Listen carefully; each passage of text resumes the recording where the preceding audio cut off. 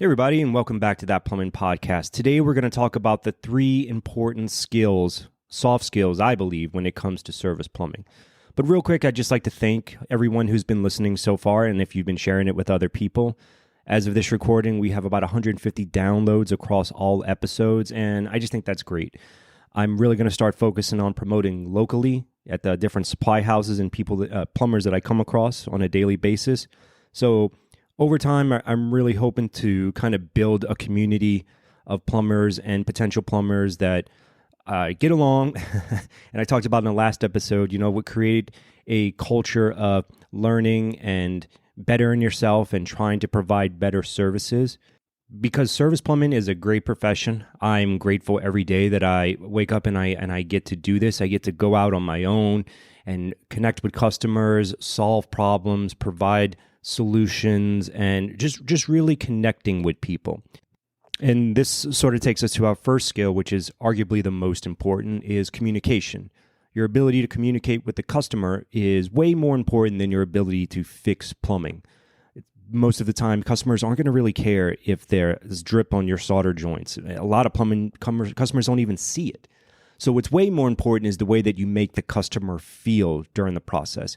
Because you have to remember that when a customer calls you, it's because there's a problem. More than likely an unexpected problem that completely derails their day. They wake up and something's leaking. They wake up and there's no hot water. Whatever the issue is, now they are inconvenienced and they have to call out a professional. And they're kind of scared, I would say, unless they've dealt with plumbing before or they have someone they already trust. A customer is kind of fearful of what's going to happen because there's a problem big enough to stop their day. They have to address it. Let's say they're calling you for the first time. They don't know who you are. They don't know if they can trust you. Maybe they've had bad experiences with plumbers or service persons in the past, and they think that all service professionals are like that. They don't know how long it's going to take. What if they're out of hot water for a week because we can't find the part? There's all these unknown variables in the customer's mind when they call you. And like I said, they're kind of in a fearful state. So this is a great opportunity to be empathetic towards the customer so that we can provide a better service. And two examples where communication is crucial, I believe, is when you are educating the customer on their plumbing system. Because remember, we went in there, we're diagnosing the whole system, we're checking everything out, we're getting to the root cause of the problem. And the way that you can navigate that terrain of transitioning from a leaking angle stop to inspecting the whole house and recommending softeners and conditioners and them actually taking you seriously and not getting this salesy vibe is your ability to communicate. And just a side note, if you're kind of struggling from moving from the problem to the system, I usually say something along the lines of, okay, I see the problem here. Now I'm going to check the rest of the system to make sure there are no other issues. And you just assume that they're going to let you check the whole house. And it's going to take some practice, but you want it to come off as like this is the next step in the process. Like, why wouldn't I check the entire system? You have a problem here. Let's check everything else to make sure there are no other problems. So the way that you communicate that is crucial. Or let's say that you have a customer with a leaking shower valve, one of those Moens where you got to pull it out, and you're explaining to the customer what's going on. And also a lot of, I think, service plumbing is preparing the customer for what could happen. And that's definitely where experience comes in to know that I'm about to do a job and these are the potential routes that it could go. So let's say you have a Moen shower valve and you have to pull the cartridge because it's leaking. But this thing is corroded. I mean, it's just the shower heads are messed up. You pull off the plate and there's calcium just all over the valve. Now, I've had those Moens pop off, just snap, shear off the stem in the valve, or I can't get it out for whatever reason.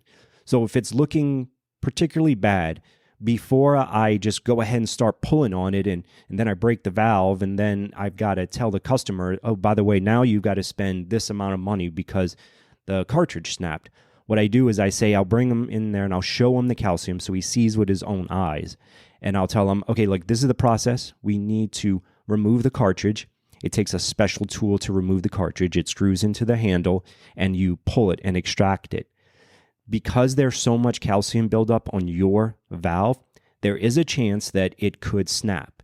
If it does snap, there are ways that I can still try and remove it, but there is the potential that I will not be able to remove it as a result.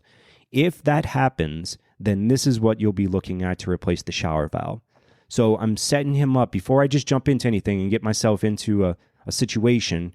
I explain to him what the potential is so that way he can prepare himself, because if it's, whatever, it's a lot cheaper to replace a cartridge than a shower valve, but I want him to have that higher priced shower valve in mind in case we have to go that route. And customers are always appreciative of that.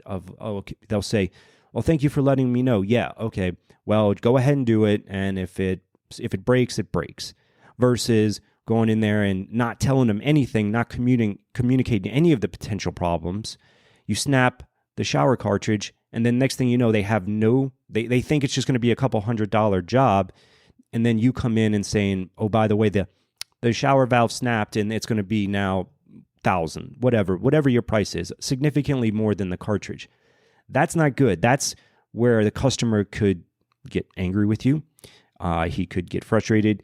You set yourself up for a position to get stuck where the customer is not prepared to pay the amount of money for a shower valve replacement, and you're the last one that touched it, so you're kind of on the hook for it. Or let's say they want to have their water heater flushed. It's 10 years old, and they have never maintained it. Well, at that point, you would explain to them that I can flush it, and it might work, or it could cause leaks because of the calcium accumulating on the bottom.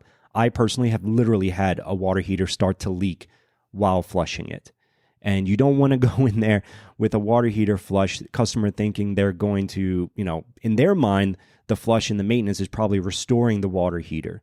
But it's up to you to prepare them for the potential of having to replace that water heater. I mean, that would be so awkward to go for a water heater flush and then tell the customer, oh, it's leaking. Now you got to purchase a whole new water heater. And then, of course, if that happens, he's going to be like, well, what'd you do? It was working before you got here. You touched it. Now it's leaking. I'm not paying for another water heater. So that's a great example of how preparing the customer beforehand kind of gives you a CYA. And I also touched this on a previous episode of drain calls. I just ran one yesterday where a customer had kitchen sink, was slow. So I get there and inspect everything. I'm communicating with the customer. I'm asking them questions. I'm finding out that they've had this problem in the past. In fact, about once a year, they have to come out and have someone run the cable.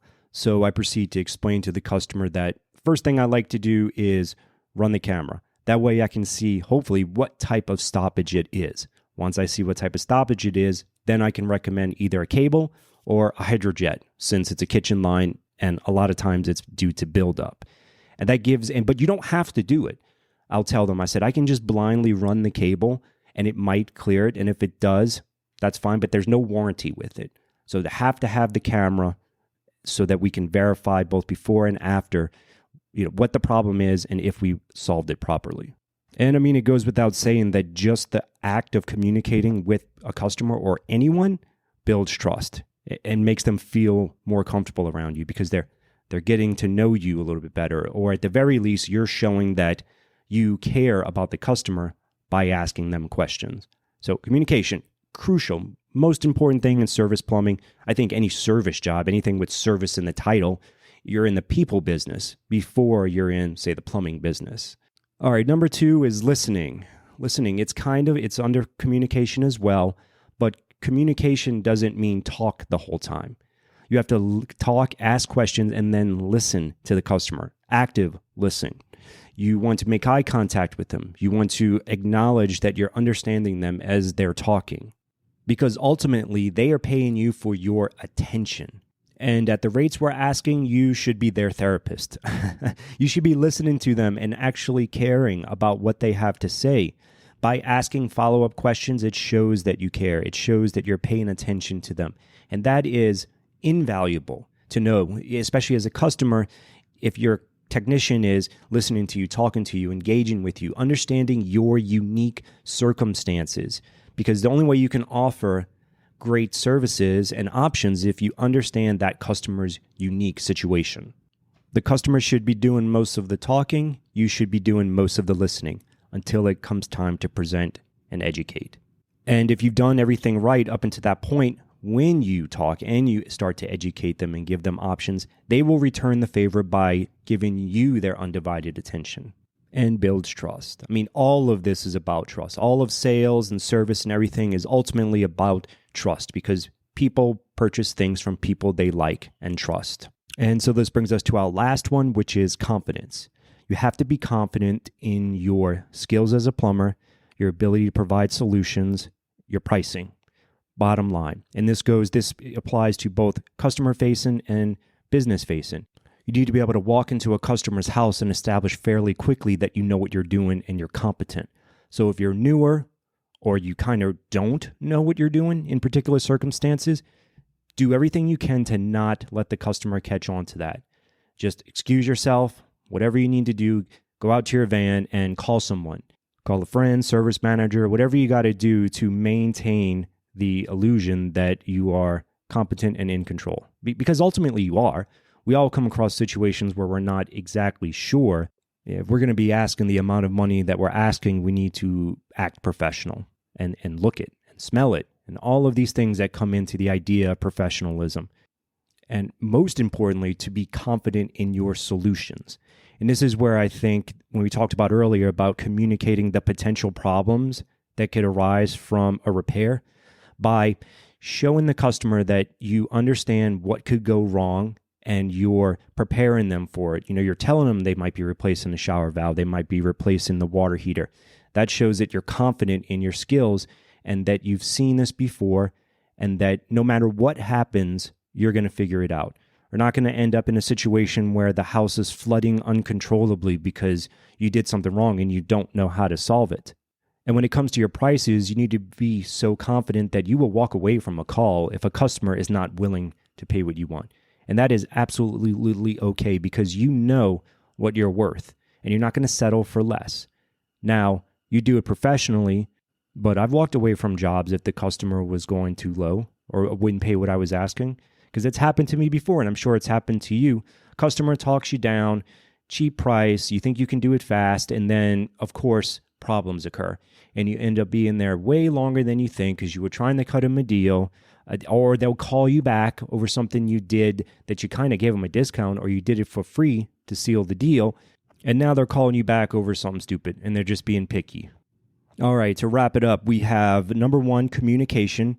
You need to be able to talk to the customer and you need to be able to communicate potential issues that may arise, asking them questions, finding out what makes their situation unique, and then crafting options to fit that unique situation. Communication is more important than plumbing, in my opinion, and you need to be able to communicate to build trust, which ultimately leads to higher ticket averages. Second one is listening. You don't go in there and talk over the customer. You don't go in there and just steal the show and not give them a chance to talk, kind of on your phone, whatnot. You want to be listening to them intently. They are paying for your attention.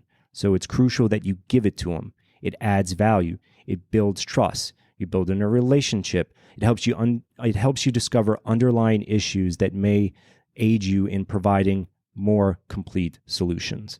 And then third is confidence. You need to act like you know what you're doing. You need to give the customer a great experience by letting them know and them being confident in the fact that they hired the right person and the right company for the job.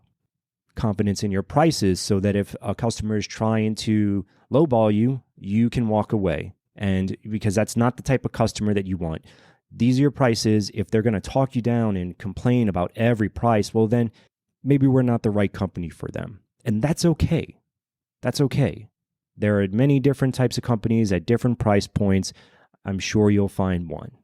All right, so that does it for today. I am going to start trying to work on my outros because it's kind of just like, ugh. All right, peace out. But you can reach me, Brandon, at thatplumbingpodcast.com.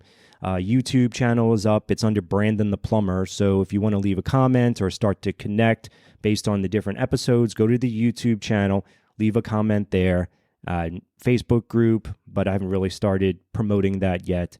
Best way is probably email, especially if you're interested in being a guest, because I'm looking for other people with different perspectives who are kind of on the same page as me so that we can, build a community together, because that's what it's all about. It's about your interaction and connection with other people, both customers and coworkers. So, all right, until next time, I'll leave you with this little piece of advice that I found out the hard way. When you're cleaning a drain, keep your mouth closed.